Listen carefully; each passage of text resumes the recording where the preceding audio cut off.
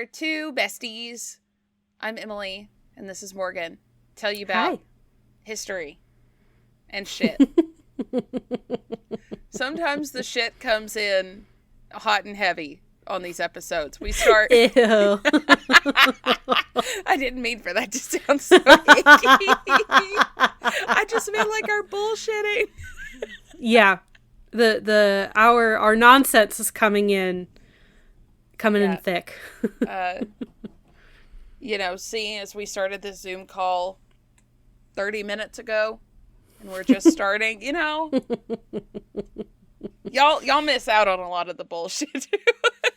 Did you do anything with your computer? Because it literally, when you did that and put your hands up, it literally zoomed in on your face.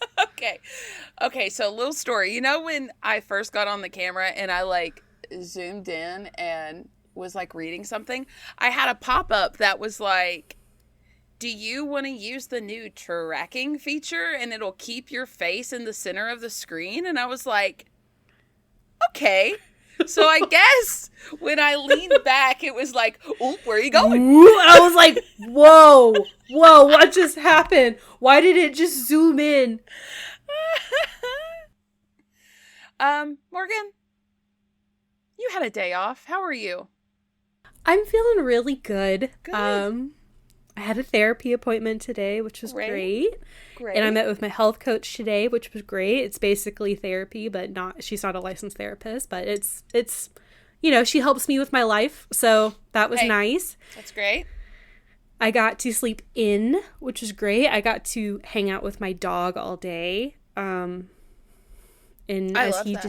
he sweeps in his sweet little face on his heating pad, and he's just so cute. What a lovely day. Yes. How about you? How was your day? Well, the last 2 days have been interesting because I'm dog sitting my parents' puppy. He's huge. He's an Airedale, so if you don't know what that is, just Google it.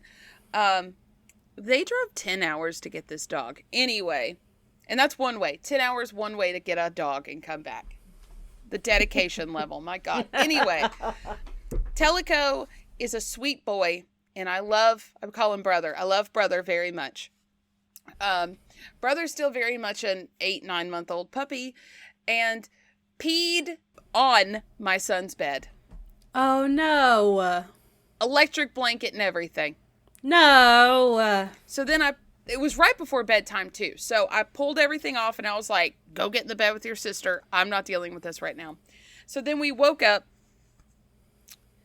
He had pooped on the electric blanket. Oh my God. I'm like, bro, what is wrong with you? What do you have against this electric blanket? I don't know, but they're notoriously a pain in the butt to wash. Yes. So, but you can do it, thank goodness. So that was great. And then every time I turned around, he had his mouth on a Christmas ornament. Not chewing, just openly slobbering. It just in his mouth, still hanging on the Christmas tree. Like, bro, what are you doing? Everything ended up in his mouth. I pulled a bottle cap out of his mouth. Earplugs, I bet those tasted great. He tried to take the sock off my foot. It was still on my foot. He tried to counter surf. I bonked him in the forehead with a spoon. I love this dog. He's just a puppy. And he's big, so he can do things that puppies shouldn't be able to do. Yeah. Goodness gracious. Yeah. I saw Emily shared a picture to our group chat of Telecope sitting on her dog Parker. Poor Parker. Parker's old and fat, and he's just a big old pitty that loves a nap. Telecope is actively playing with our other dog, Baron, while his butt is just sitting on Parker, on his chest. Parker wasn't moving. He was like, I'm going to nap either way. I really don't care. And I want that level of unbothered in my soul. He was in a beanbag. Parker was in the beanbag with Telecope on top of him. Yeah, and they're playing. There's teeth showing. It's kind of rough play. And Parker's just, his eyes don't even open. He's like, I'm gonna nap if it kills me. These kids are getting on my nerves, and I'm just gonna ignore them. Just ignore. It's great. But we have a fun, I think a fun episode today. I was about to record a really bummer of one, and then about a quarter of the way through researching, I realized that maybe Christmas time wasn't the best, so I pivoted and just found this guy. Okay, so we're gonna talk about him. Are you ready to set the scene? I'm so ready. Okay. A husband and wife in the late 1500s are discussing their options as they have just warded off an angry mob at their front door. What did I do? That was so horrible. Well, some people don't quite agree with your... They said I treated those peasants poorly. I gave them work. I mean, you did kind of refuse to pay. And then they had the audacity to come to my observatory that they built with their own hands and the king's money, demanding that I leave. I've been here for 2 decades. I just can't believe... Honey, please, can I just tell... I'll show them. I'm going to... Honey! What, dear? I'm planning revenge. We might need to think about leaving. I know this is hard, but it's been 10 years since we've had the old king. This new one has made it clear we are not welcome. Think of the children. Is it worth the fight? He looks around his beloved workspace, wishing not to leave it, but then looks back at his wife and comes to a decision. I guess it's not. I've got a friend in Prague that we can stay with. Maybe appeal to the emperor? That's a wonderful idea. I'll start packing up everything I need. Go ahead and let the kids know. Yes, dear. Are you coming with me to tell them? No. I have a very strongly worded essay to publish and let the world know I am not happy about this. You do that, dear. You do that.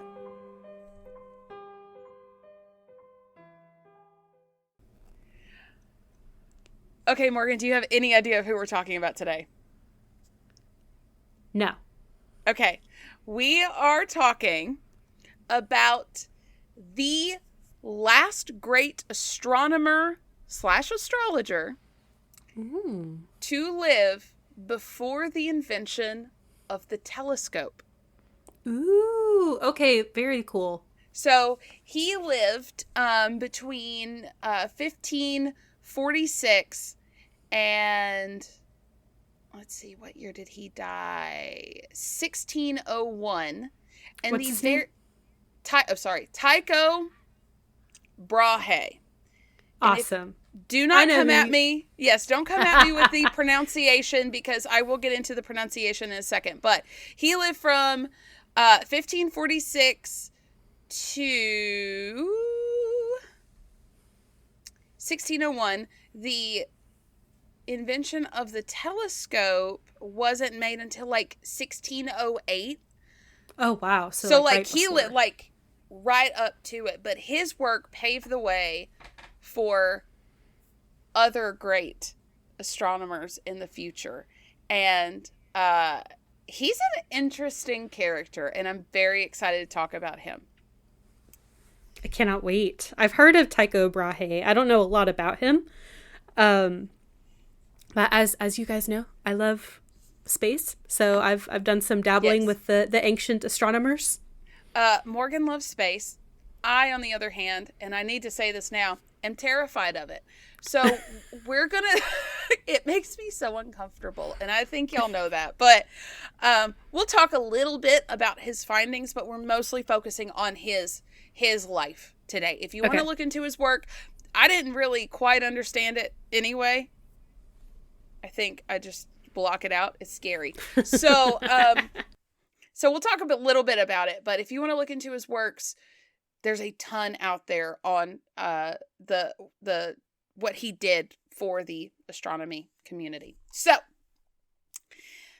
let's go all the way back to 1546 in Denmark on December the 14th of 1546. I'm going to repeat that about 15 times, I think. He was born into nobility. He was the oldest of 12 siblings, 8 of which lived into adulthood. Pretty good odds for, medieval. And he had a twin that did die before being baptized. So there's that. Apparently he published a paper in like his 30s as like an ode to his twin sibling, and that's very sweet. Both of his grandfathers and all of his great-grandfathers served as members of the Danish King's Privy Council. Oh. So he was up there. So they like go to the bathroom with the king? I think so. Because I know like in like Tudor time, it's a body of advisors to the head of the state. Okay. Because in Tudor England, the Privy Council went to the bathroom with the king. That's also very important because the king is he's at his most vulnerable. So when Brahe was born, his Danish name was Tyge. So Tyge, Ottesen, Otteson, Brahe. But he adopted the Latinized form of it, which turned into Tycho Brahe when he was about 15 years old. Okay. There's also not a lot of consensus about how the name is actually pronounced in English. So you might hear it Tycho or Tycho, and his last name might be pronounced just Brahe, or Brahe. Us here will be, the most common one I heard was Tycho Brahe, so that's how we're going to say it today. Okay. Sounds good. Okay, so let's get into his very different upbringing. When he was about 2 years old, remember, he is the oldest. When he was about 2, he was sent off to be raised with his uncle, Jorgen Tygensen Brahe, so I guess it was on his dad's side, and his wife, Inger Ox. They were both childless. One source said that he was kind of kidnapped, but I don't know the credibility of that part. That was the only source that said that. So I don't know I don't think he was kidnapped. I really think it was an arrangement, but he was the only child to be sent off to be raised by someone else. So I don't know, is this a thing where it's you lost a bet, now give me your firstborn, or but everyone seemed to have a good relationship.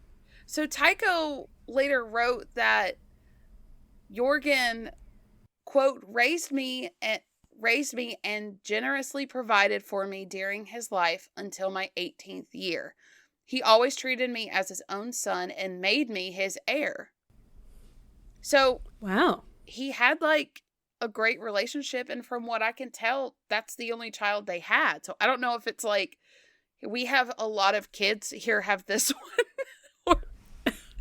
But he was only 2 when he got sent off. So, I don't know. Nobody knows. That's the thing. Yeah. We don't really know exactly why, but we know he did. And from the ages 6 to 12, Tycho attended a Latin school. And at 12, he began his studies at the University of Copenhagen to become a lawyer. Could you imagine going to law school at 12? No. Oh my God, that's awful. I'm sorry, what do you mean? What do you mean I have to go to law school? I haven't even hit puberty yet. I want to climb a tree. Damn, the medieval times were wild. So, he studied arts along with his goal to be a lawyer. And during his time at the University of Copenhagen, Aristotle was the staple of like scientific theory. And Tycho more than likely received his training through the Aristotelian physics and cosmology. I almost said cosmetology. He was in there cutting hair. He was doing perms. No, cosmology. So, on August 21st of 1560, so when he was 14, he experienced a solar eclipse. And this blew his mind. I'm sure. He thought it was really cool that it had been predicted. He was like, wow, they use like math and shit to predict this event. But he also noticed that their predictions were a day off. And he was like, I could do better than that. If we just like observed it better, I bet we could be more precise and exact with our predictions. So after this, he was like, fuck being a lawyer. I want to be an astronomer. So I mean, I can see how an eclipse could change your life. You'd be like, what the fuck? Yeah. Yeah. Well, every time I think of the eclipse now, I think of freaking Columbus and how he tricked that native people into giving him all of their things. And I'm like, maybe don't give bad people that much power. Anyway, that's I think terrible. about it often. I'm like, what a dick, just randomly. Columbus was the worst. Yeah, Columbus really, something that happened like, 500 years ago. I'm like, what an asshole.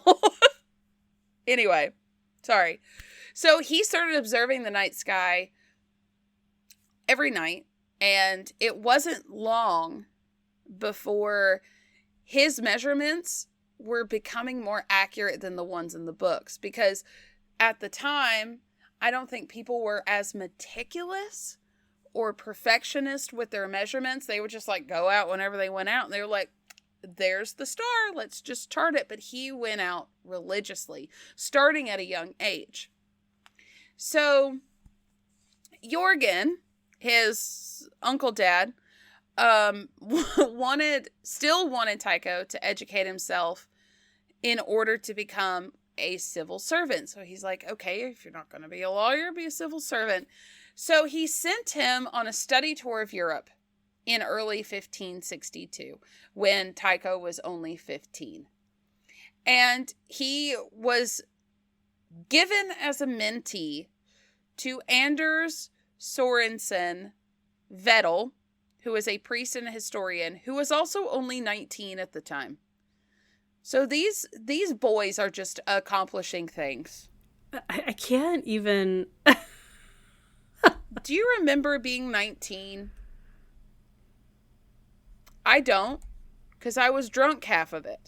So I'm so happy for them for like accomplishing shit. That's amazing. So Tycho eventually talked Vettel into allowing him to pursue astronomy during their tour. So he still went with them and stuff, but he was like, hey, I'm gonna like look at the sky and shit. Mm-hmm. And Vettel was like, fine. Okay. So in 1563, remember, he's like 16. He observed a conjunction of the planets Jupiter and Saturn. I am going to be quoting sources in this a lot because planets. Okay. He noticed that the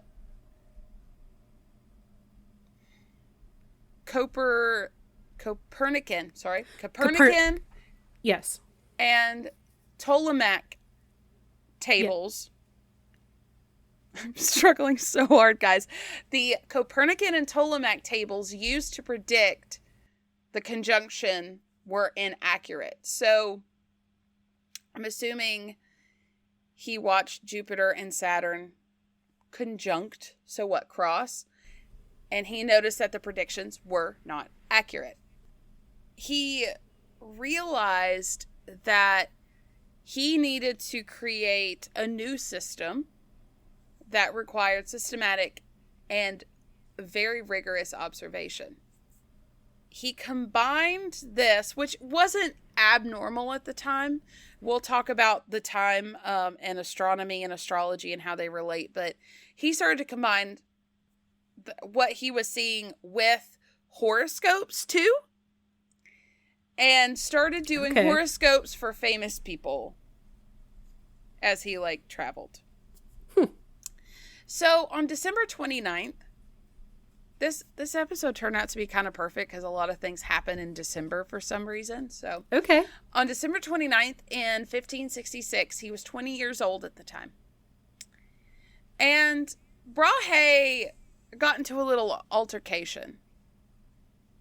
But because he's 20 and he was at an engagement party and they drank too much, him and his, it turned out to be his third cousin, Mandrup Parsberg. Okay. Which is the richest rich name I've ever heard. So they were arguing over a mathematical formula and who was the better mathematician. So, like reasonable gentlemen, they dueled in a sword duel. Reasonable. And as a result, his nose got chopped off. Holy shit. Oh, yes, I've heard. Didn't he? Sorry, you'll probably about to say it, but he had a brass or bronze covering on his nose, right? So the rumor is that it was gold or silver. We'll later find out it was actually just bronze or brass or something like that. But he basically wore a gold or silver looking nose, and he would just glue it onto his face. But he wore it for the rest of his life. He was 20 when this happened. That's crazy. It's so weird to think of him being that young when that happened. Yeah. He is a baby, basically. A little baby. And he apparently doesn't, hold a grudge because they became friends. Boys will be boys. And if you cut off your nose, I guess you cut off your nose. So, before we go too much further, let's talk about astronomy and astrology and how they interact during this period so we can get an idea, because there's some people nowadays that are really into astrology and the astronomy people think they're crazy. That is not how it works back then. Mm-hmm. So faith and science were very aligned in the Middle Ages. Right. And in the medieval world, so from about 500 to 1500, astronomy was a required field of study, and universities across Europe actually organized their courses around 7 liberal arts, and that's grammar, rhetoric, logic, music, geometry, arithmetic, and astronomy. The students of medicine, philosophy, and theology also observed the relationship between the zodiac and then one's physical, mental, and spiritual well-being. So astronomy and astrology were kind of interchangeable at the time. So when we're talking about astronomy in the 1500s, we're talking about, yes, we can see the planet up there, but we're at the same time thinking, at this time of day, the planet does this to me. Mm-hmm. Kind of thing. It's all one. So I don't think you're really going to see the term astrology referenced in like the 1500s. Right. But it's all the same to them. Yeah. And I think I remember talking about that. I think it was back talking about Henry VIII, which is about that same time period where he would use like astronomy and astrology to like help dictate what he did as king too. Yes. And we're going to see some of that in this as well. But yeah, people were like, oh my God, my child was born on the 8th of May at 10:32 in the morning. Predict his life. And they would do that. I mean, people still do that today, but it's crazy to think a king would do that for their heirs. Right. Anyway, so people literally relegated their lives based on like the sun and the moon and planets and stars and things of that nature. And one thing I didn't know is that our days of the week are Latin-based names derived from planets. So Monday is Moon Day. Tuesday is Mars Day. Wednesday is Mercury Day. Thursday is Jupiter Day. And obviously, guys, there's Latin. I'm not trying to say them. Friday is Venus Day. Saturday is Saturn Day. That one's easy. And Sunday is the day of the sun. Yeah. So I didn't know that's where we got like our days of the week from, which is cool. That's really cool. Yeah. And also important to note that take the like beliefs away from the planets. They were actually looking at how the planets moved around. At the time, they thought that everything revolved around the Earth because heaven forbid it not be about us. Even the sun, they said, moved around us.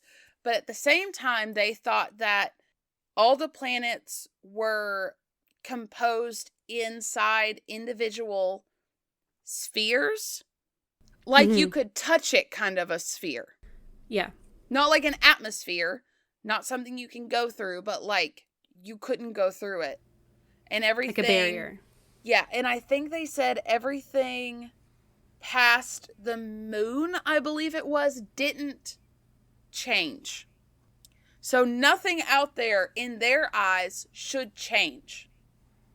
Right. But everything, I don't know.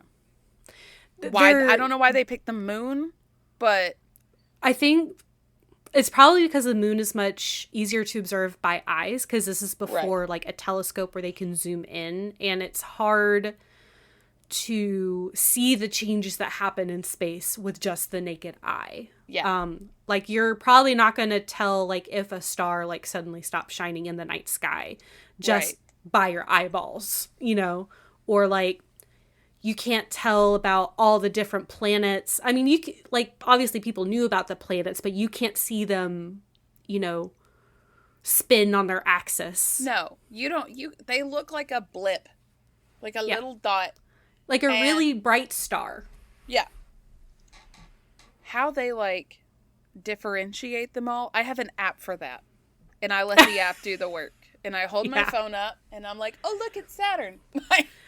Well, way back when, they didn't have a whole lot else to do. They should have downloaded the app. They should have got out their smartphone. Star chart. Their Apple 16 iPhone and downloaded their star chart. 16? Man, I have a 13. You're getting fancy over here.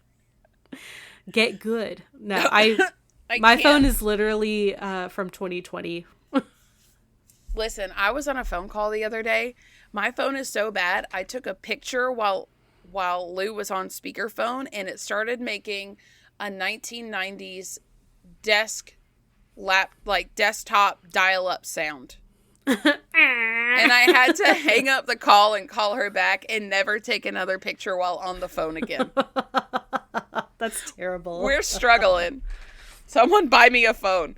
Anyway. So, okay.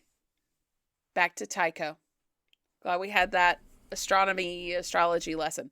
So his real father, the one that like the sperm's father, biological, that's the word,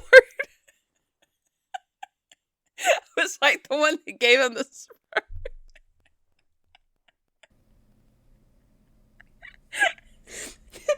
The sperm father. Not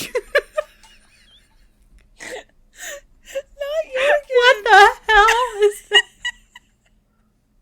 The word you're looking for is biological. I got there eventually.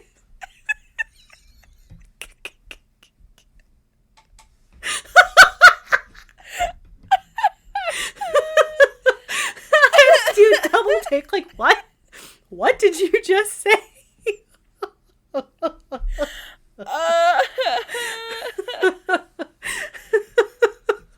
You know, the one that fertilized the egg.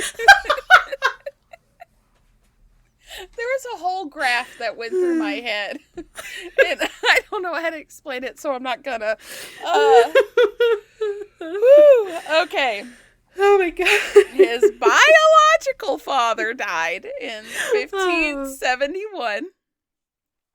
And then after this, a different uncle from his mom's side helped him build an observatory and alchemical laboratory at Heravad Abbey. I hope I said that right. Okay. Herrevad. Heravad Valley. This is Dutch, guys. I'm trying. So he was into the alchemy too. So okay. Man of many trades. I love a good alchemy moment. Like, I know you can't just be turning shit into gold, but like it's the mentality behind it. They're like trying to be magicians, and I love it. I love it. So, his younger sister, Sophie Brahe, would help him in the lab, and she kind of turned into a successful person as well. Google her. But I thought it was sweet. It's a family affair.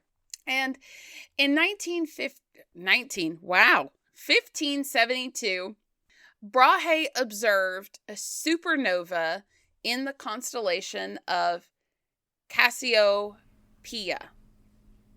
Yeah. So, because, again, I'm going to be doing a lot of reading because I can't say it better than they do.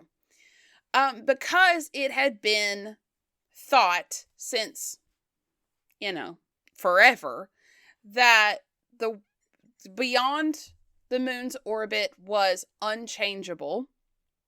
The viewers that also saw this supernova thought that it was a phenomenon that was within the moon's sphere. So between the moon and the Earth. Mm-hmm. Because they're like, well, if it's past the Earth, or if it's past the moon, that's impossible because nothing changes past the moon. So it has to be within our sphere. Right. So Tycho observed the object and showed that no daily parallax against the background of the fixed stars. So this implied that it was at least further away than the moon, and those planets do not show such parallax. Mm-hmm. Yeah. He found that the object did not change its position relative to the fixed stars over several months, as all planets did in their periodic orbital motions, even the outer planet, mm-hmm. for which no daily parallax was detectable. This suggested that it was not even a planet, but a fixed star in a stellar sphere beyond the planets. It was brighter than Venus, and it remained visible for a year and a half. So he was able to look at this for a year and a half. Wow. Which is crazy. Was it like do they know what kind of, like if it was even a star, if it was like a supernova? I guess they probably wouldn't be able to tell way back when. Well, they called it a supernova. Okay. So I'm assuming based on his notes that they do think it was a supernova. And he published his findings in 1573. Mind you, he's like 17, 18 at this. No, 20. He's like 20. Still a baby. Mm-hmm. So he published in 1573 a small book called De Nova Stella. And he became basically like the rock star of the medieval time. He literally coined the term nova for new star. He's the reason. That's crazy. Yeah. Wow. In this book in 1573, this man doesn't give two fucks, and I love him for it. He was very critical of those who did not believe in his findings and dismissed the implications of this. And in the book De Nova Stella, he wrote in Latin. Obviously, I'm going to say the translated version. Yes. O thick wits, O blind watchers of the sky. He called him dumb. He's like, so for y'all can't see shit. You are thick-witted, blind watchers of the sky. I love it. Wow. Yeah. So after this, after his rise in popularity, he became a lecturer of astronomy. But then he gave that up and left Denmark in the spring of 1575 to tour abroad. And he went to William IV's observatory in Kassel, then went to Frankfurt, Basel, and Venice. And while going there, he acted as an agent for the Danish king and was contracting artisans and craftsmen that the king wanted to work on a new palace that he was building.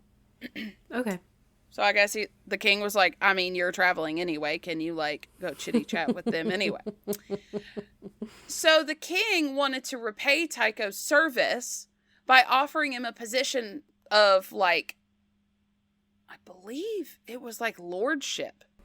Oh, wow. And he offered him the choice of lordship of either Hammershus or Helsingborg estates. He was ready to give him like a whole ass castle. Okay. Either one of the castles. Take your pick. And Tycho didn't want them. Wild. Tycho wrote to his friend, quote, I do not want to take possessions of any of the castles our benevolent king so graciously offered me. I am displeased with society here. Customary forms and the whole rubbish. Wow. What a vibe. I love, he just does not give a shit. He's like, I'm telling you how I feel. Yeah. It's like, I appreciate it. I really do. I love this king. I don't want to live there. I don't like those people. So Tycho kind of secretly was like, I'm going to make a plan and I'm going to move to Basel. And apparently there was a very big academic and scientific life there. It was kind of a hub for that. So he was like, I'm going to go there and live among the scientists. Okay. So the king finds out about this. And instead of being mad, he's like, how the fuck do I keep this guy in Denmark? Because he wanted Tycho to bring fame to the kingdom of Denmark for his scientific studies. This would make Denmark look good. How do I keep this bro here? So he was like, how about this? I'll give you this island of Hven, now Ven, V-E-N. And I'll let you build a whole observatory on it, and it's yours. You live there. And that got Tycho's attention. Okay. The island was very strategic. He would go on to build Uraniborg, and there was reasoning behind the island, because he was a perfectionist and he liked to be secluded and in complete control over his research, and he didn't want to be limited by anyone else's expectations or restrictions. Also, the seclusion was good for accurate observation, because, I mean, there was, even in the medieval times, some light pollution. I mean, there were candles, there were lights of some way, and him being braziers. Yes. Him being able to just, like, be in the dark outside was very handy. Also, I'm interrupting because it did it again. It's so cinematic how, like, you'll just, like, change your face and then it just slow zooms in on your face. Well, it's probably having a hard time because I don't sit still at all. So being secluded was very important for him, and it helped him focus all of his energy on his work without anyone having any backlash or questioning, or, like, just, I guess, in general, getting on his nerves, and let him do what he wants. So there was a tiny little problem, and that 50 families were already living on this island, and they considered themselves freeholding farmers. And Tycho was appointed as feudal lord of Hven. And when he was appointed lord, I think Tycho took that maybe a little bit too seriously. And he took complete control of all the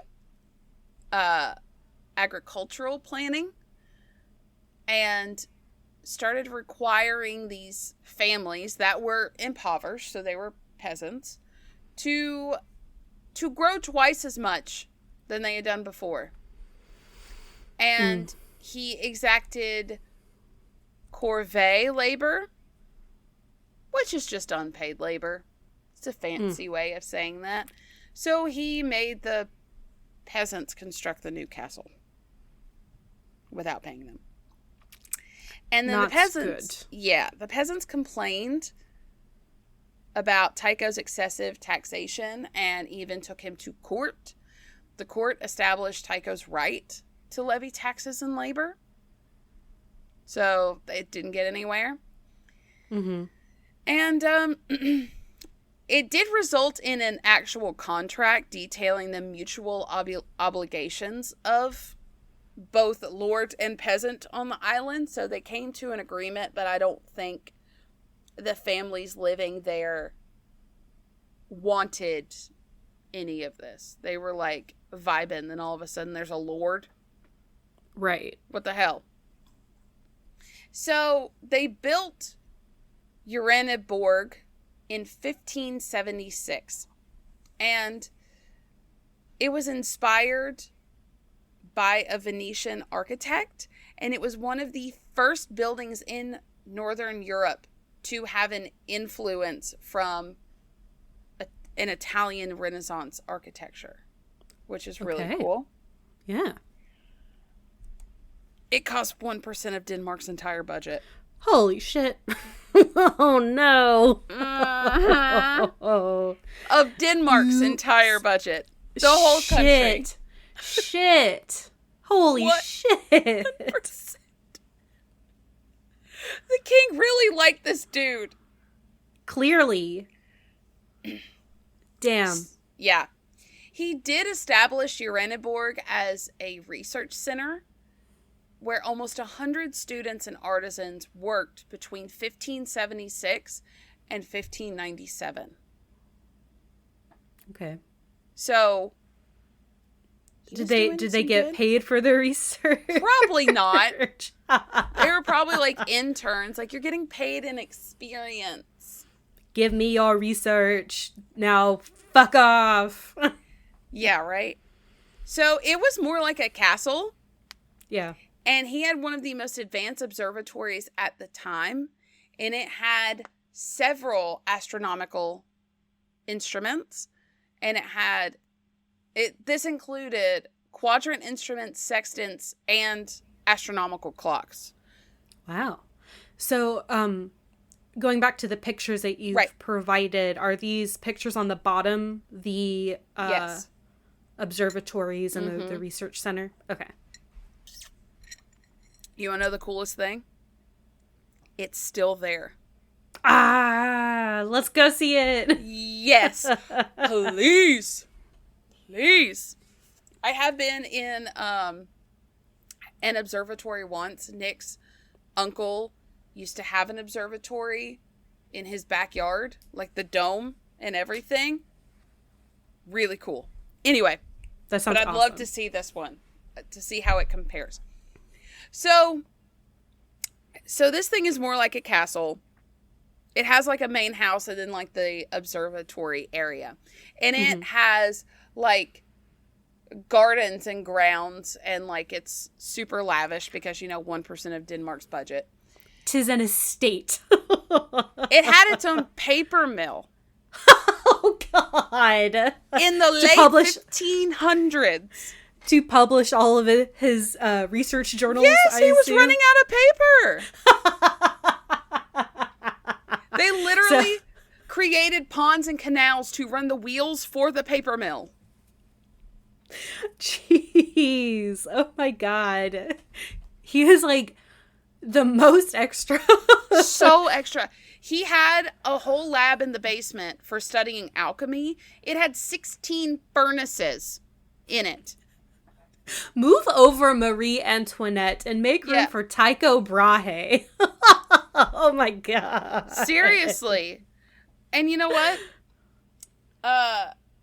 His personal life, he probably would let them eat cake. Like he would get the cake and then he threw fucking ragers. He was throwing parties. This is the most wild thing. I'm going to need you to buckle in. Okay. He had a dwarf that he employed named Jep that would he would sit at his feet at parties because he thought that the jester was clairvoyant. Apparently, Jep was able to correctly predict the chances of recovery or death of ill people on the island. Like, he was never wrong, and I don't know what to think about that.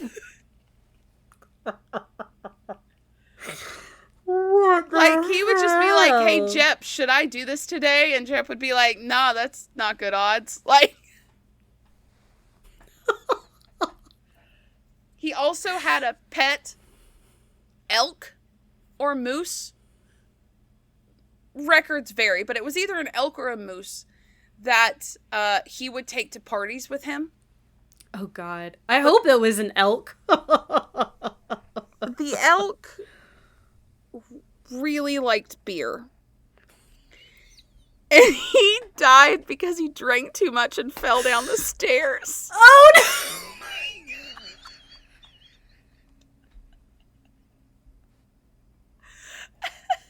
Oh, my God. Oh, no! He had a fucking pet elk. Like, it was tame. Like, he just took it to parties. It's so sad that the elk died, but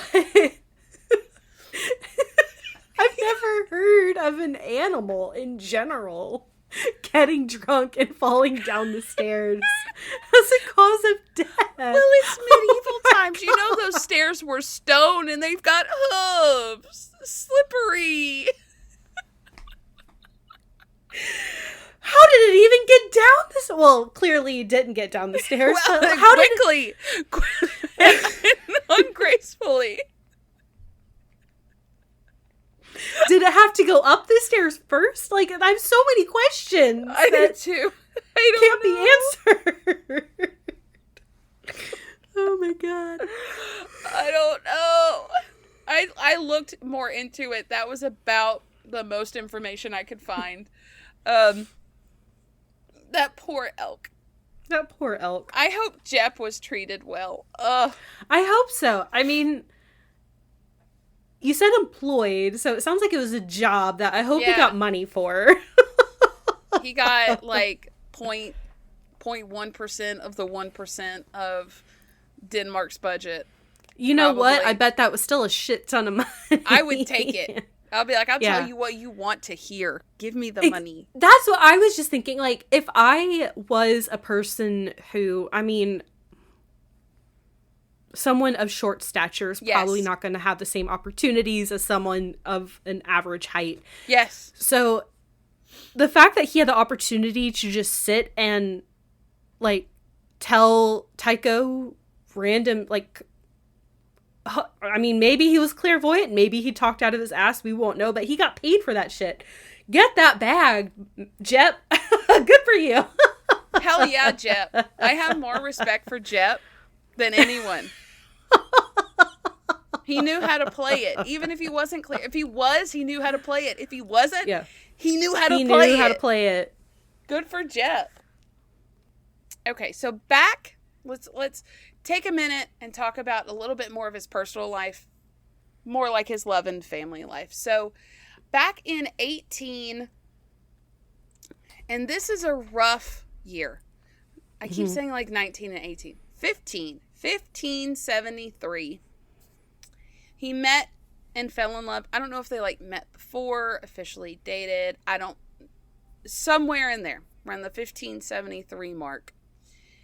He fell in love with Kirsten, who is the daughter of Jorgen Hansen, who is a Lutheran minister in Knudstrup, Denmark, which I believe was in his hometown or around his hometown. She was considered a commoner, and because of this, if he married her, he would lose all of his titles because politics. But at the time, Danish law permitted morganatic marriage. So that meant that if a nobleman and a common woman lived together openly as husband and wife for 3 years, their alliance would become legally binding marriage. Okay. But there was a stipulation. Each would maintain their own social status. So Tycho would still be a nobleman, and Kirsten would still be a common woman, and their children would be commoners as well. But they were like, if you really love each other that much, I guess that's fine. Mm-hmm. The children would have no rights to titles, land holdings, coat of arms, even their father's, like, noble name. It was really a sacrifice. Wow, okay. Like, even if they lasted the 3 years and got married and, like, things were legit, because like, their children...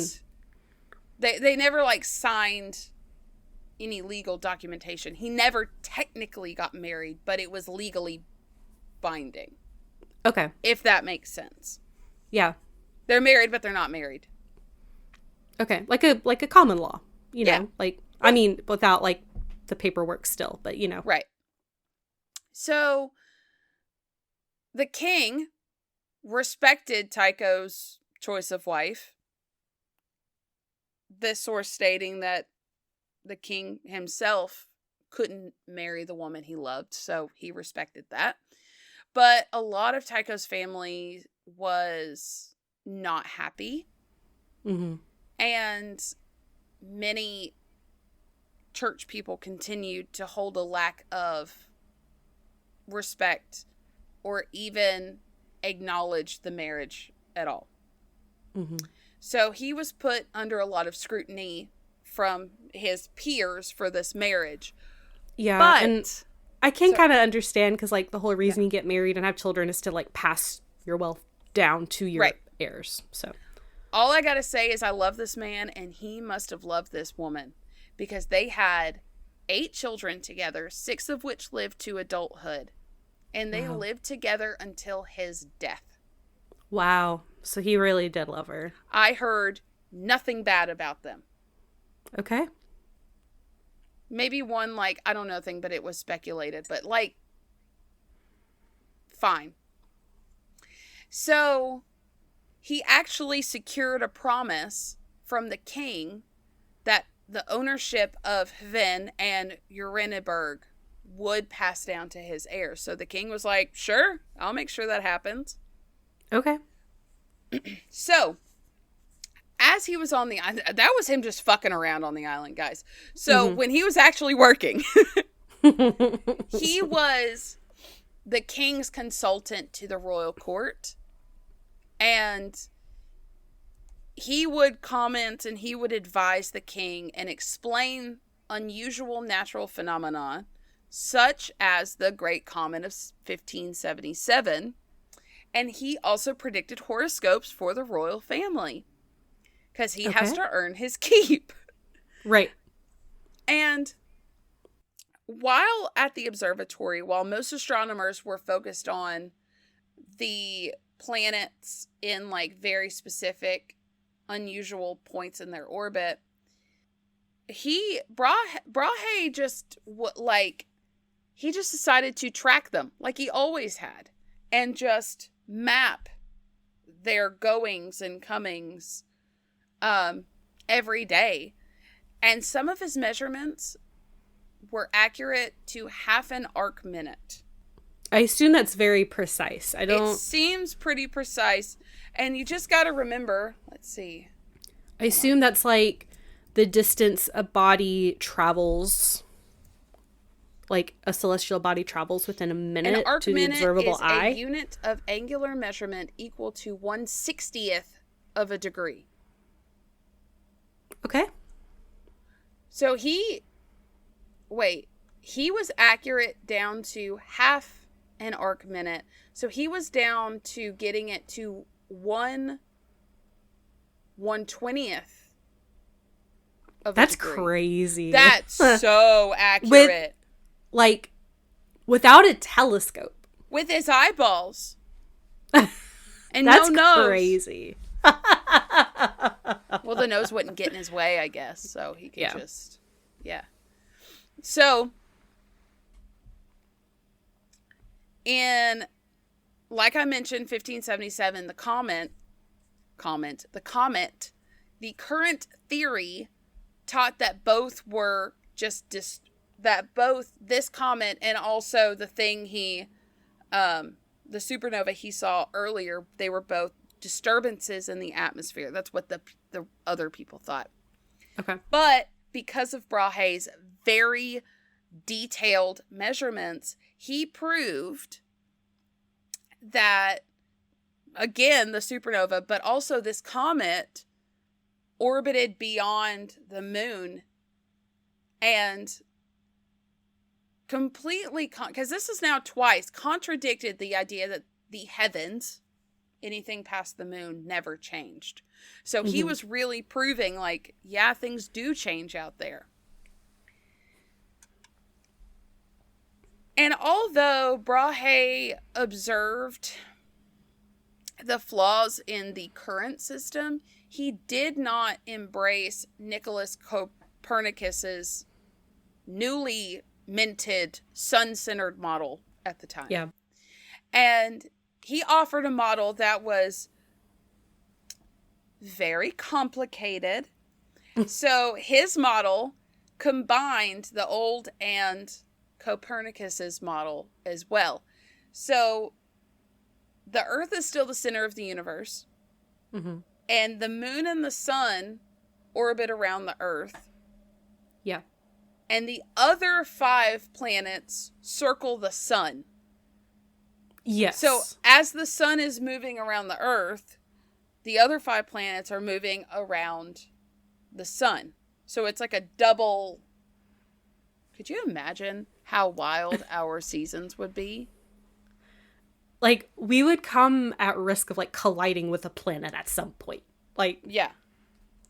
But I have seen, because I got really into Copernicus for a while and when I was a kid. And so I was like, I remember researching the different celestial models that astronomers had come up with. And I remember coming across Brahe's model. I was like, that shit is crazy.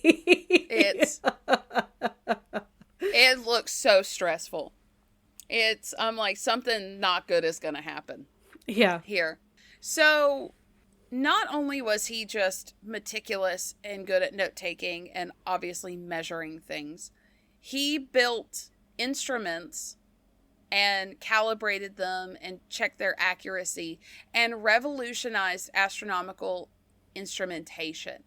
So even without Brahe, we might not have even had the telescope as quickly as we did. Yeah. He built a building-sized quadrant to measure the angle of stars. Wow. And basically invented the concept of data. He was the first person recorded to repeat an observation just for the sake of verifying it. Finger snaps.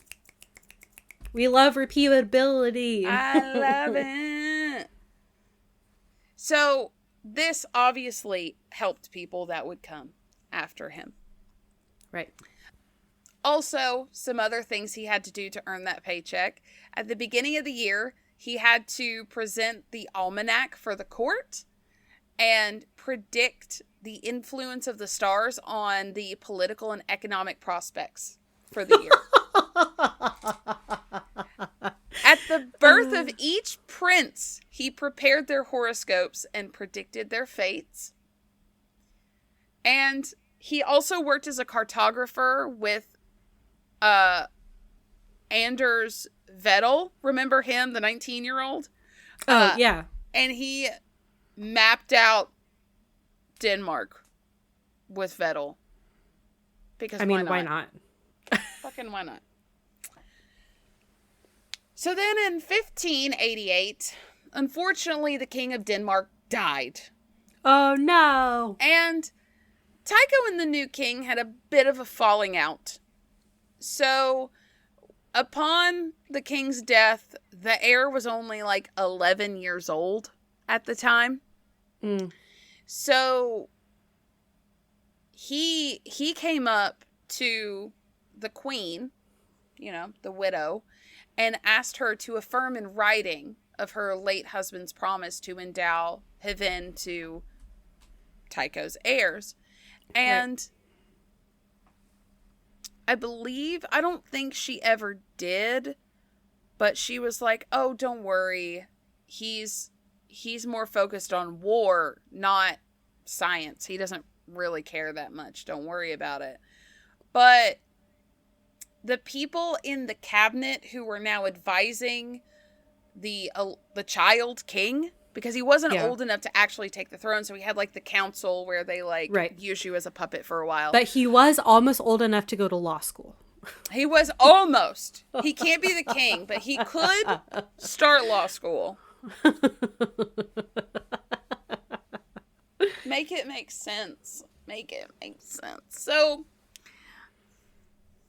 So the cabinet was doing all this shady shit and being like, oh no, new king. I forgot his name. I'm so sorry. It's not really that important, but it sorry. It's not like we don't like this guy because Brahe says what he wants. He pissed off a couple people that ended up becoming part of this cabinet. So they were like, we don't like Brahe. He's a heretic. And also, don't forget, he was mean to the peasants on the island. So, the new king finally comes of age. In 1597, there's like literally a mob at the door of his house because of all the shady shit the cabinet's been doing, the council. Okay. So, he had some very unsuccessful attempts at trying to get the king to like him. And he even, showcased his instruments. But then was like, I can't do this anymore. Mm-hmm. So he wrote a poem, Eulogy to Dania, in which he pretty much yelled at Denmark for not appreciating his genius.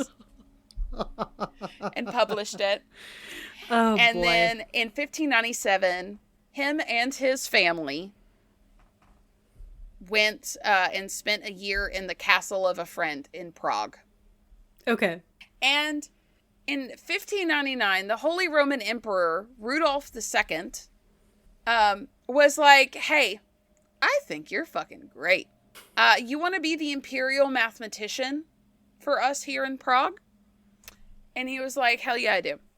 So he would end up staying in Prague until his death. And I think this is the best thing. Tycho's wife and children were treated like nobility, like they always should have been. Aw, and yay. They never got that in the Danish courts at all.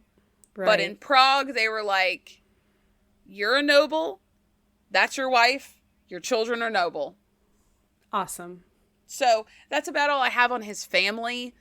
Okay. Kind of. We'll mention them one more time, but from what I can tell, they were doing all right. Okay, great. So Tycho received financial support from several nobles in addition to the emperor. And in return for that, he would have to prepare astrological charts and then predictions of births, weather forecasting. What he was doing in What he was Denmark. doing before. What he was doing before, but now for other people as well. Yeah. So then a German astronomer, Johannes Kepler, he might sound familiar to you. Yes. Contacted him, was like, hey, can I get some of those research? Can I get some copies? And Brahe was like, no. But you can come be my assistant and help me like compile this data. I need some assistance now that I lost Jep, I guess. I don't know. I don't know what happened to Jep. I hope he was doing fine, but I don't think he never said anything else about Jep. So Okay. I hope he's okay. I do too. So they had a very strained relationship.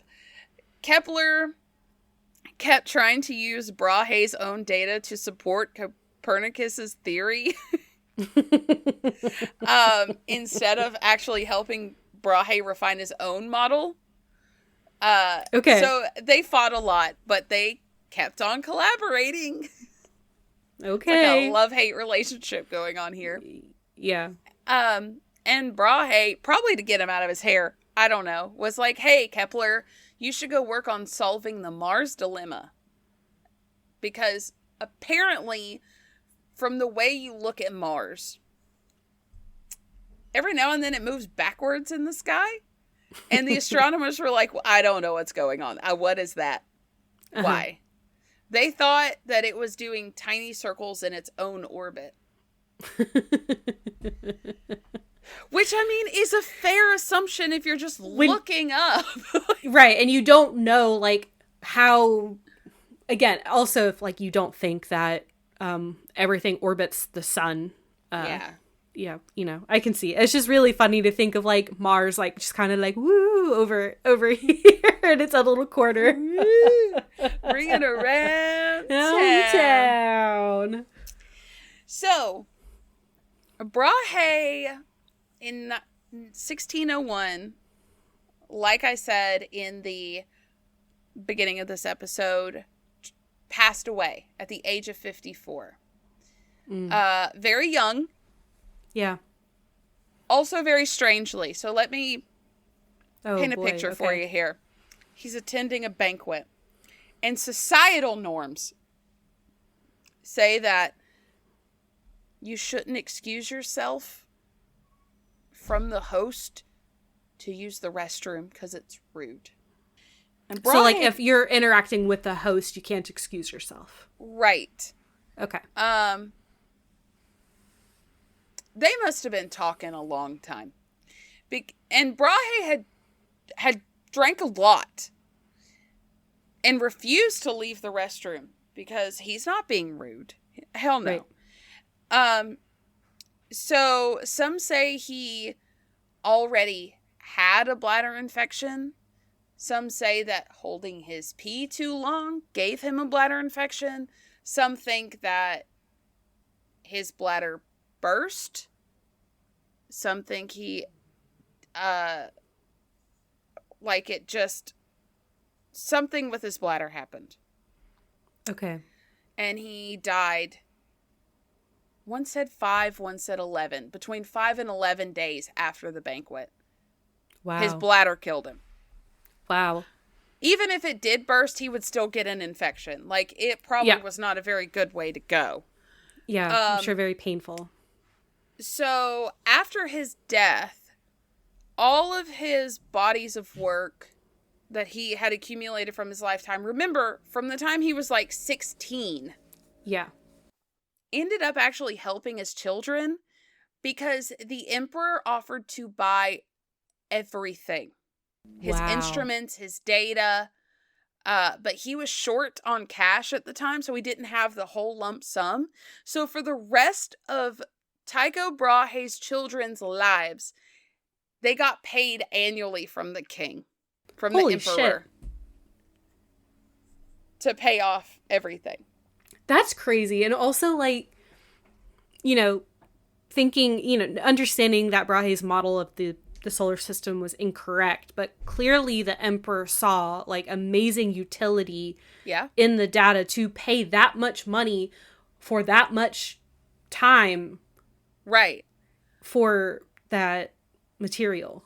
Also, for him to know it was very important, and also think about if he hadn't have done that, would we have all of these notes today? Right. Because if they just got left to the family, like, people move, things get lost, things get damaged. It's the medieval times. House fires were rampant. Like, we could have lost it all. Yeah. That's but because crazy. It went to the king, it was fine. And we know so much about him because of this. And Kepler used the data that was purchased by the emperor, so I guess he just continued the legacy of Brahe and furthered his own career. I guess he finally got the data that, like, he wanted to begin with. But using Brahe's very detailed observation, he realized that the planets moved around the sun, not in circles, but stretched out circles. In ellipses. Yes. And the problem took him about a decade, so it wasn't until well after Brahe's death that he figured this out. But he did figure out Brahe's question for him. And then Kepler's work inspired Newton's law of gravity. So without Tycho, would Newton have been able to compile enough evidence to figure all that out in his lifetime? It might not have it could have been someone else. Yeah. Further down the road. Yeah. That's so crazy. Oh, I love it. I love it so much. So, now to get into the weirdest part of this. Oh, and it hadn't. God. It's not even Brahe's fault. To mark the 300th anniversary of his death, in 1901, scientists just dug him up.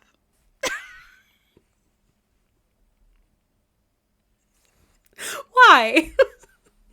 Because there were rumors that he was poisoned. So they're gonna, like, conduct an autopsy 300 years later? Yeah. In 1901. The technology can't be that good. Okay, listen. They thought that Kepler himself could have done it because he was jealous. I don't know. He really wanted that data. He wanted it. And Eric Brahe was his cousin. He was suggested because apparently it was from, like, an order from a friend, Christian the Fourth, because rumors that Tycho had an affair with Christian's mother. What? I only found that in one source. I really don't put a lot of credence to that. I don't know. Okay. But there were rumors going around. So they claimed to find mercury in his remains. So they were like, he was murdered with mercury. And then they slapped him back in the ground. And then in 2010, they dug him up again. Also, your camera zoomed in just as that was happening, so it zoomed in. They dug him up again. It's so cinematic. I love it. We need to start, like, actually recording these and using some for TikToks now that it's doing that. Just, I love it. They dug him up. They re-exhumed him. Bum, bum, bum. So they did tests on his bones and beard hairs, and it showed that the mercury in his body was not really high enough to kill him. There was something said about, like, him and his wife ate a lot of fish that were from stagnant ponds. So it could have accumulated in there. Yeah. It also exposed high levels of gold throughout his lifetime, like within his body. So that could be found. I mean, he was an alchemist, so he was working with gold. Yeah. Also, plates and cutlery at the time, if you were fancy, were made out of gold. Or he might have drank wine with gold leaf in it. I mean, like, who's to say? it wasn't enough for them to be, like, that suspicious. And I can't think of anyone, like, dying of gold poisoning. You know, like, you have lead poisoning, you have mercury poisoning, other kinds of metals, but not gold poisoning. Right. And they did find traces of copper and zinc on his nose, even though his nose was nowhere to be found. No one knows where it is. I beat me by like 1 second. I hope one day they can sniff out the truth. Sorry, am I boogering this up? It smells fishy here. So they did come to the conclusion that it was probably not silver or gold. It was more than likely brass or bronze. Okay. And that's the wild life of Tycho Brahe. What a wild life he had indeed. Yeah. Wow. Could you imagine? He only died at a young age, 7 years before the invention of the telescope. Could you imagine if this man had a telescope? Oh, man. He would have... His world would have been rocked because he probably would have been like, oh, the planets do orbit the sun. Yeah. I'm like, damn, I was wrong, but I'm gonna map it out, and I'm gonna be more right than Copernicus. Even more accurate. More accuracy. Wow. Yeah. Also, I just have to say, I'm very proud of you for tackling an astronomer. Thanks. For your episode. I was like, oh, yay. I literally looked it up and I'm like, I hope Morgan didn't want to do this one because I'm doing it right now and normally space is her thing. Yes. No, this was a very pleasant surprise. He wasn't on my list, so I'm really glad you did it. I'll let you know. I did not get drug in with the astronomy. I got drug in with the elk. With the drunk elk. That's the one. Okay, how did you even find that out? Okay, so after researching the bummer episode, it's not a bummer. You'll see, guys. It's going to be our bonus episode next month. It wasn't a good fit for like a Christmas season to have one that's kind of like bummer, scary, creepy, crazy like that.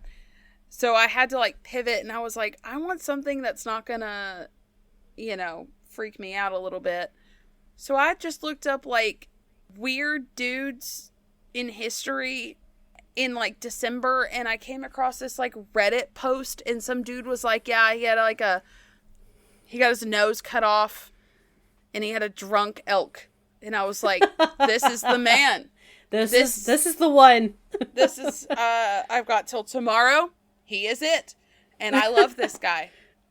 You know, he might be a little rough around the edges. He might not be perfect, but I like him. He speaks his mind. Yes. To the chagrin of everyone around him. Yeah. And he had to have had the world's strongest bladder to hold it for so long it killed him. That's crazy. That reminds me of that lady that died from that exact same thing. Do you remember? The Hold Your Wee for Wee. It was like a contest to win a Wii. Back in like 2008 or 9 or something. Yeah. And this lady died. And they were doing, I don't remember what it was for, but it reminds me of like the water challenge, where it was like you chug like 3 gallons of water in like an hour, and it was killing people. Like it killed some people. Yeah. And it's not, like, and that wasn't even because of their bladders. It was because their cells got too full of water and literally exploded. Yeah, which is a wild thing to think about. It's like you can have too much of a good thing. Yes, you can. I tried to tell Kyle. He's like, you need to drink as much water as you can fit. And I'm like, no. No. Those people died once from drinking water. I'll stick to my coffee. Thank you. Bean juice, please. With a little bit of creamer. Almond creamer, of course. Yes. Because sensitive tum-tums. Yes. Well, this was great, Emily. Thank you. I thoroughly enjoyed this. Thanks. I liked researching this guy. I wish I could find, like, I just feel like there's like more wild shit that he did that no one talks about. And I wish I could just like dive into an old library and just find it. I want to know. I'm sure it's out there somewhere. So guys, sign up for the Patreon so we can quit our jobs and sit in old libraries all day. We can go directly to the source. We can go to the archives. Yeah. Let's do it. Let's do it. Okay. You know what else we should do? Socials. Let's do socials. Okay. You can find us on Facebook. Ill-Equipped History Podcast Group and Page. Instagram. At Ill-Equipped History. TikTok. At Ill-Equipped History. Gmail. Ill-equippedhistory@gmail.com. And Patreon. Patreon.com/ill-equippedhistory. Y'all, $5 a month. That's all it takes to get more of us. So much of us, your favorite people. That's like a Starbucks coffee. Every, a month. Sacrifice one coffee for us. And we will drink it. Let's say. And then we'll go to Starbucks. No. It helps us buy stuff. Stickers. Yes. Subscriptions. Yeah, we just had to pay for a subscription to another website for our recordings. In 3 years, this is the first time we've had to actually, subscribe. And it's still wonky on us. So, send your thoughts. Emily doesn't know technology well. So please donate to the We Don't Know How Stuff Works fund at patreon.com/ill-equippedhistory. The Emily's going to ask her husband fund. Make this work, please. So, if you're really, really upset that someone thinks they're a better mathematician than you, don't go for duel. No one knows what would happen.